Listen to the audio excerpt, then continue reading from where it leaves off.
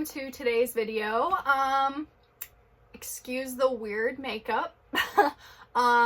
So typically I like to film videos really early, like 2 weeks ahead of time. That way I always have a video in case I just don't feel good and I'm not able to film. I like to always have like a backup plan so that way I have a video.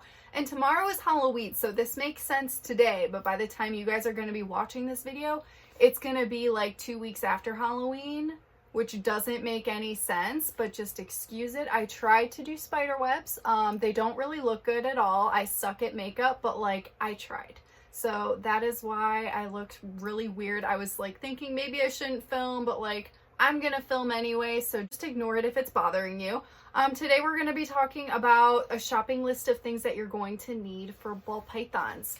So I started this series and it's so much fun. It's perfect for beginners if you are interested in getting a ball python and you just need to figure out like the things that you're going to need for it. This video is for you. So the very first thing that you're going to need for a ball python is an appropriate sized enclosure.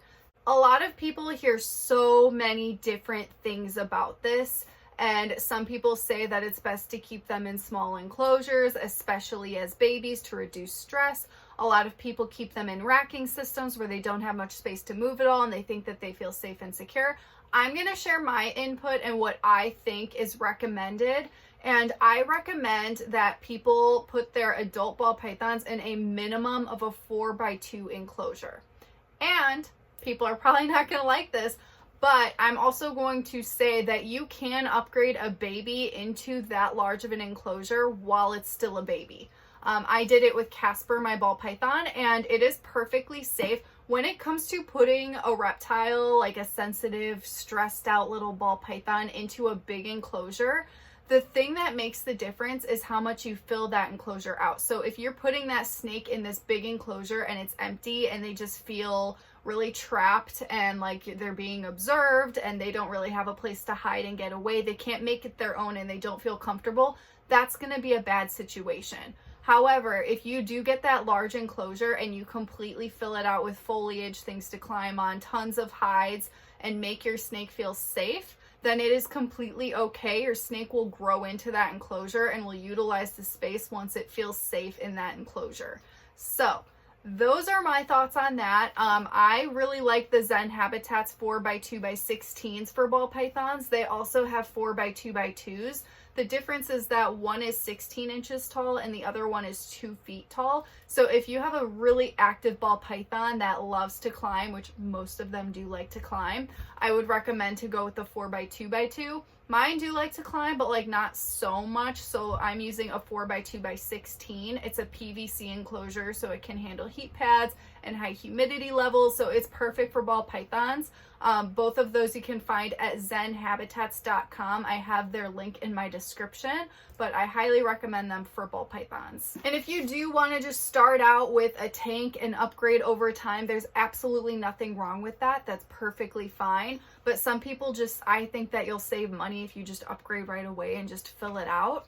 And I think that the snakes do utilize it as well, because when I did it with Casper, he adjusted immediately and he was just all over the enclosure, exploring it and loving every little part of it. So it's just, you got to make sure you offer a lot of hides and security, because if they don't have that, that's where the issue is. So that was really ranty. The rest of the list is not going to be so ranty. I apologize. The second thing that you're going to need is a large but shallow water dish. So this will help with humidity, and it will also allow your snake to soak when needed and obviously have fresh water to drink from, which is very important. I do recommend it being kind of shallow, meaning I just don't think that you should have like a really deep water dish for especially a baby, just because you don't want there to be any risk of drowning. It's not really something that happens all the time. Every now and then there are some accidents that do happen where some snakes have drowned in their water bowls, so obviously you would like to avoid that and just keep it kind of shallow for them. The third thing that you're going to need is something that provides heat. There are so many different options out there. You can use a heat pad with a thermostat, a ceramic heat emitter, a heat bulb, or a radiant heat panel. All of these are fantastic. There's really no right or wrong way, as long as you are achieving the right temperature for your ball python for the warm spot. then you're good to go. So many people have different preferences and they're worried about which one should I use, which one is bad. None of them are bad. All of them are good if they're used appropriately and done the right way. Number 4 is substrate. So when it comes to substrate for a ball python, a little bit of a controversy. So I do see a lot of people use aspen for ball pythons. I typically do not recommend using aspen as a substrate just because it's very dry, and if it does get wet, it can cause mold.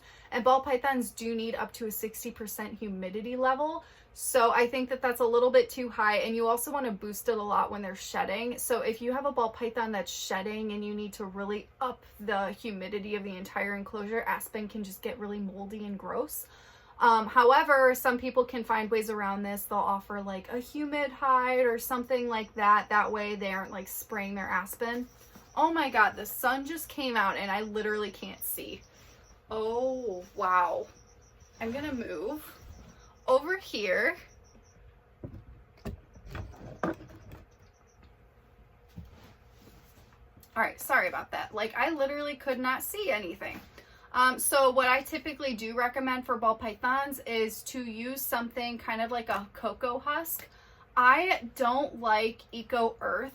However, I think that Eco Earth can be used when mixed with other substrates. Like, you can literally make your own combination. I think that when you mix things all together, it actually works out better.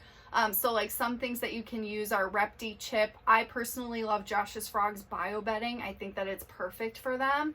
And then you can also put moss on top, like sphagnum moss or forest floor moss.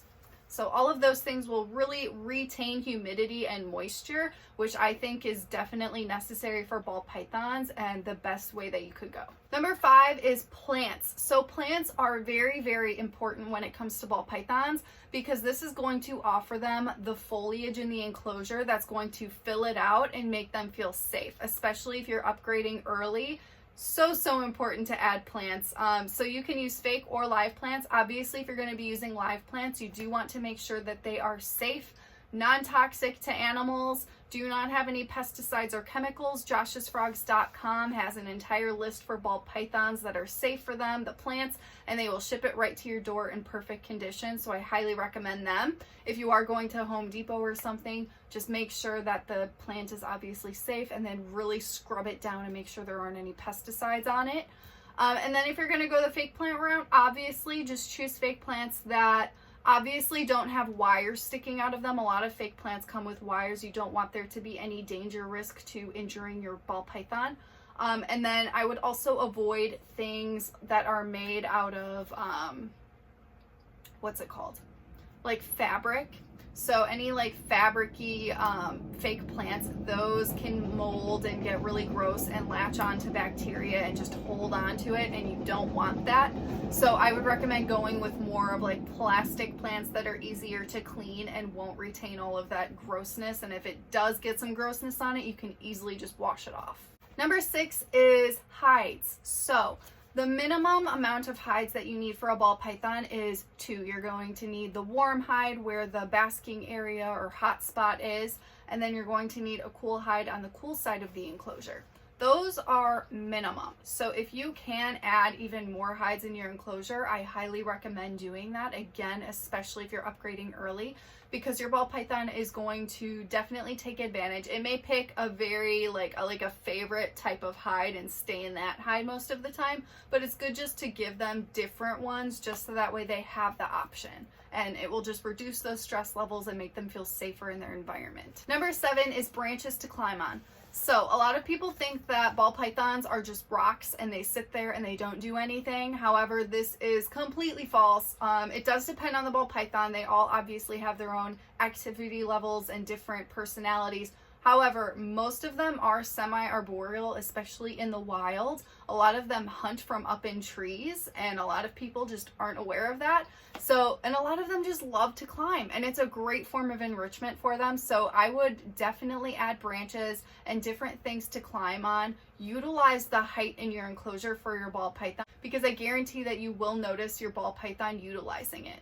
Number 8 is ReptiSafe. So this is a water dechlorinator that makes it safe for your reptiles. Every time you're filling up a water bowl or misting down the enclosure, make sure that you treat the water with ReptiSafe and you are good to go. Number 9 is Enrichment. So Enrichment is going to be all of the things that are going to basically keep your ball python occupied, keep it using its brain. It's going to be using all of its senses and really taking in its environment. So the ways that you can make your ball python really appreciate all of these things are through the different textures, feels, and smells in the enclosures. So different things that you can add to your enclosure to add enrichment are sticks, branches, again, different feels. The more variety of sticks and branches that you can be using with different feels on them is fantastic. It's also great because it will help them to be able to find rough surfaces to shed on and then have other smooth surfaces just to check out and feel it and be like, what's this? Some other things are moss, leaf litter, rocks, caves, foliage, and the last thing that I have for enrichment is UVB. So UVB is not required for ball pythons, but it can be a source of enrichment and a lot of them do benefit from it. So if you are going to be using UVB for a ball python, make sure that it is a 5.0 shade dweller UVB for your ball python. You don't want to be giving them way too much, like a 10.0 for like a desert species, because this is obviously a very tropical species. Number 10 is extremely basic, and that is food. So ball pythons can eat mainly what people feed them is rodents. You can also feed them chicks, gerbils, I think guinea pigs. There's like so many different things, but ball pythons are typically picky. But I think gerbils are like one of their like preferences. If you're having a picky ball python that doesn't want to eat a rodent, then you can just try something like that. But if you want to be getting all of these good things, I recommend not getting them from Petco or PetSmart because you are going to be paying way too much and it's not the best quality. I do recommend buying from rodentpro.com. It is an online store. They ship it right to your door. Shipping, I think, is only like $25. And if you spend over $100, you can even get free shipping. And you can just save so much money and stock up on all of your feeders for your ball python. So I highly recommend Rodent Pro. 11 is savings for the vet. So I think that it's very important with any reptile that you have to make sure that you do have some money that you're saving if there is some type of injury or illness that your animal does get. Exotic vets are not cheap, so it's good to just have savings and be prepared for anything that may happen. Number 12 is a temp gun, and I'm also going to add a humidity gauge because the temp gun will allow you to check the temperature throughout the entire enclosure, so not just the basking area, but make sure that the cool area is not too cold as well. And then a humidity gauge will make sure that you are in the right humidity range for your ball python. And number 13 is the last thing that you're going to need for your ball python that I could think of at least, and that is feeding tongs. So tongs are very important so that way you don't get bit. I highly recommend not feeding your snake by like holding a mouse by its tail, and just because it's not going to end well, especially because a lot of ball pythons tend to miss, especially mine. Casper is a very aggressive eater and he gets very excited and he always misses and like comes toward me. And I have tongs that are like over a foot long and I feel like I just want something even longer because he's just so crazy. Not all ball pythons are going to be that way. So, but I do think that if you are keeping a snake in general, feeding tongs are definitely a requirement. So those are all of the things that I have for a shopping list for a ball python. If you guys can think of any others, please go ahead and leave it in my comment section. I would love to see it. If you guys have any questions, go ahead and let me know. I hope you enjoyed today's video and I will see you guys in the next one.